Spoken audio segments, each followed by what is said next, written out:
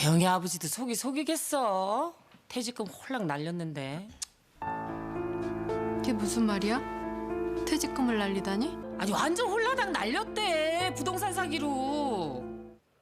네, 은퇴 자산의 마지막 보루하면 퇴직금입니다. 현역 시절부터 이 퇴직금을 어떻게 관리하고 또 활용하느냐에 따라서 전혀 다른 노후를 맞게 된다고 하는데요. 오늘은 노후 설계 전문가 강창희 트러스턴 자산운용 연금포럼 대표와 행복한 노후를 열어줄 퇴직금 활용 전략 들어보도록 하겠습니다. 네, 소장님 어서 오십시오. 네, 안녕하세요. 건강하시죠? 예, 잘 지내고 있습니다. 예, 노후 설계, 우리가 네. 흔히 뭐 노후 투자 계획이라고 하는데 이거를 강창희 대표님으로부터 많은 도움을 받았다는 분들이 많으셔서요. 오늘 아유. 노후의 이 종잣돈 관리하는 법, 이거 좀 네. 여쭤보려고 하는데요. 네, 네. 자, 노후 종잣돈 하면 가장 먼저 떠오르는 게 퇴직금. 그렇죠. 근데 네. 많은 분들이 요즘 퇴직연금을 이야기하셔서요. 이 두 가지 차이를 좀 듣고 가야 될 것 같습니다. 퇴직금 제도 하나였는데 2005년에 너무 그거 하나로는 안 되겠다. 그래서 연금 형태로 나중에 받았을 수 있도록 그리고 네. 그 금액을 외부에 또 적립할 수 있도록 네. 퇴직연금 제도를 도입을 해가지고 네. 두 가지 양립하고 있어서 아. 그것만 하는 데도 있고 네. 퇴직금과 퇴직연금 제도를 같이 선택하는 경우도 있고 달라지게 됐습니다. 퇴직금은 그야말로 회사 안에서 이제 쌓여가는 적립금의 네. 개념인 거고 네. 퇴직연금은 외부 기관에 맡긴다고 하셨는데 그게 뭐 은행 같은 금융기관에 말씀하시는 보관기관이 거죠? 보건은행에 맡기죠. 네. 그 퇴직연금도 종류가 여러 가지라고 들었는데요. 우선 DB형이라고 그래가지고 확정급여형 또는 회사 책임형, 네. 회사가 책임지고 그냥 운용해서 주어진 약속한 금액을 주는 게 그 DB형이고. 네, 그러니까 회사가 알아서 해주는 겁니다. 그렇죠. 네. DC형은 그 근로자들이 그 연금 자산을 매년 적립해 주는 거를 네. 자기가 운용을 해서 아. 수익을 내면 운용을 잘한 사람은 나중에 2배까지 받을 네. 수 있고 못한 사람은 절반밖에 못 받을 수 있고 그게 DC형 연금 또는 네. 근로자 책임형 네. 이렇게 말합니다. IRP라는 건 뭡니까? IRP는 개인형 퇴직연금이라고 그러는데 네. DC형 가입한 사람이 추가로 좀 더 많이 가입하고 싶을 때 쓰기도 하고 네.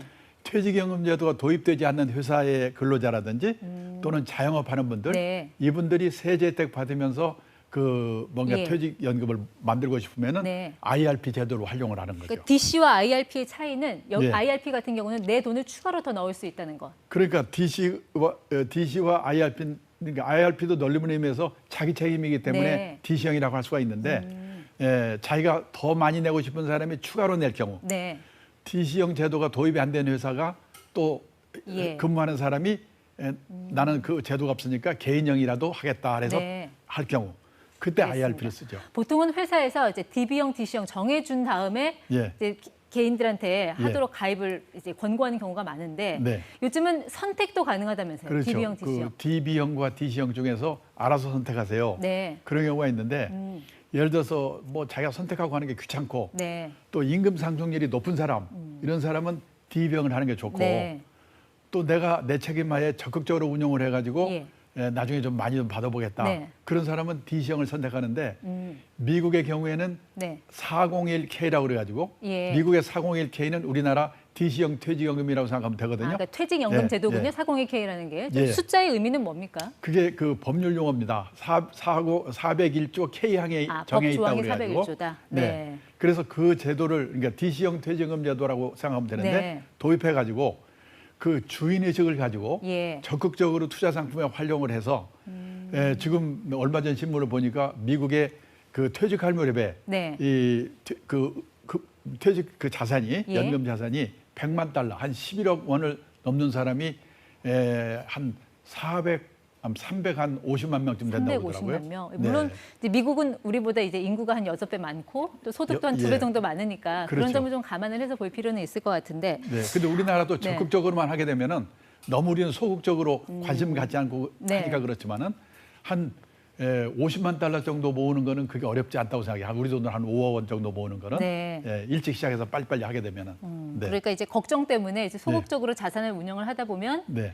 상대적인 결핍으로 이어질 수 있다. 그렇죠. 노후에 뭐 그런 말씀이신 네네. 거겠네요. 근데 투자형에 넣었다고 무조건 또 수익이 잘 나는 거 아니잖아요. 그 수익률을 잘 나는 상품을 고르는 그런 안목이 좀 필요할 그래서 것 같아요. 공부를 해야 되는데 네. 우선 그 상담 받을 수 있는 사람을 좋은 사람을 만나가지고 네. 예를 들어 과거의 운용 성적도 좋고 그다음에 그 운용하는 그 운용회사라고 그러는데 네. 그 아주 평판이 좋은 회사의 상품이고 그리고 수수료도 별로 많지 않은 그런 좋은 상품을 골라서 적극적으로 운용하는 게 중요하고 네.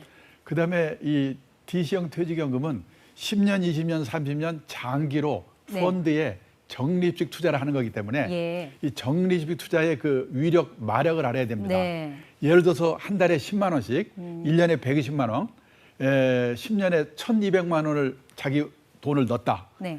근데 그게 예를 들어서 운용을 시작할 때 그 펀드의 가격이 10,000원이었다. 예. 5년 동안 계속 넣었는데 떨어져가지고 2,000원까지 떨어졌다. 네. 다시 5년 후에 반등을 시작해서 10년 후에 다시 10,000원이 됐다. 예. 10,000원, 5,000원, 2,000원, 10,000원 갔는데 10년 동안에 그건 1,200만 원을 넣었는데 나중에 평가액이 얼마일까? 언뜻 보면 떨어졌다가 원이 치니까 본전 비쌀 것 같은데 원금 원절이 아닌가요? 2,410만 원이에요. 2배가 되는 거예요. 어떻게 그런 결과가 나옵니까? 그러니까 그게 2,000원으로 떨어졌을 때 네. 기분은 나쁘지만 한 5배 정도 수량을 살 수가 있었잖아요. 그래서 이 퇴직연금은 눈이 오나 비가 오나 쉬지 않고 꾸준히 네. 운용을 하고 넣는 게 중요하다. 그러니까 어떤 그 시차가 주는 이 변동성을 흡수할 수 있는 그러니까 그런 대개 성향. 넣다가 네. 이렇게 주가가 떨어지고 그러면 기분 나빠서 수도해 버리는데 떨어지더라도 계속 넣는 게 중요한 거죠. 네. 그때는 수량을 많이 살 수가 있으니까. 네. 그렇게 이제 DC형으로 연금을 굴려서 좀 수익이 잘 나는 경우 한 수익률이 대략 한 어느 정도 됩니까 요즘? 그 예를 들어서 그 1%로 예를 들어서 한 달에 40만 원씩 네. 30년 동안에 1%로 운용하면 한 1억 한 7천 정도 되는데 예. 그걸 4%로 운용하면 3억 5천이 돼요. 네. 그러니까 한 1%와 4% 차이가 장기로 가게 되면 엄청난 차이가 나는 거죠. 네.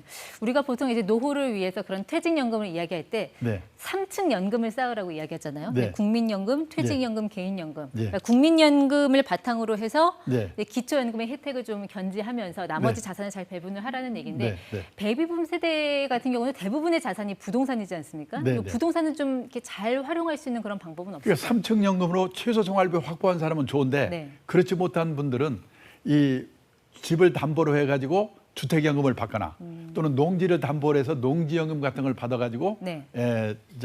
생활비를 대는 경우가 많은 거죠. 주택연금 같은 경우는 근데 요즘 아파트 평균 가격이 워낙 올라가서 네. 가입 자체가 아예 안 된다. 뭐 이런 불만의 목소리들이 많이 나오는 것 같습니다. 가입이 안 되는 게 아니라 네. 저 더 오를 것 같으니까 비쌀 때 넣겠다 그런 생각을 하는 건데 그러면 현재 들은 거를 해약해야 되잖아요. 네. 그러면 3년 동안 가입 못 해요. 그 사이에 또 떨어져 버리면 어떡하는가. 네. 꼭 그렇게 오르라고 남들이 막 살라고 할 때 사실은 그 가입하는 게 좋을지도 모르죠. 네, 그래서 그리고 또 뭐냐면 연금이라고는 하지만은 집을 담보로 돈을 빌려 쓰다가 나중에 갚고 가는 거거든요. 네. 그리고 나중에 예를 들어서 적게 받았으면은 자녀들한테 상속이 가니까 네. 억울할 게 없는 거예요. 집값이 올랐더라도. 이제 그런 부동산 자산과 이제 예. 금융 자산의 비중도 중요하겠지만 예. 내가 이제 금융 자산을 갖고 있을 때 이것을 어떤 용도로 어떤 비중으로 이제 포트폴리오를 짜는지 그것도 중요할 것 같은데. 그렇죠. 제가 예를 네. 들어서 내가 1억 원의 금융 자산이 있다. 그러면 그냥 통장에 넣어놓고 아무렇게나 쓰는 게 아니라 네. 제일 중요한 게 뭐냐면 6개월 이내에 쓸 돈, 네. 생계용, 그다음에 애들 학자금, 네. 원금이 깨져서는 절대 안 되는 돈은 이 생계용 주머니에 넣어놓고 아, 세 가지 주머니 중에 첫 번째 주머니가 생계용 주머니 생계용 넣어놓고 주머니. 네. 그리고 상품은 뭘 사냐면 예금이라든지 CMA 같이 원금 안 깨먹는 안정적인 저축 상품에 상품? 넣는다고 네. 그래서 저축 주머니라고 그래요. 그다음에 퇴직형 연금처럼 장기적으로 이렇게 분산 투자 네. 상품에 넣어가지고 예. 노후 자금을 모아가는 것을 자산 형성 주머니라고 그러고. 트레이딩 그다음에 주머니는 트레이딩은 뭡니까? 뭐냐면 네.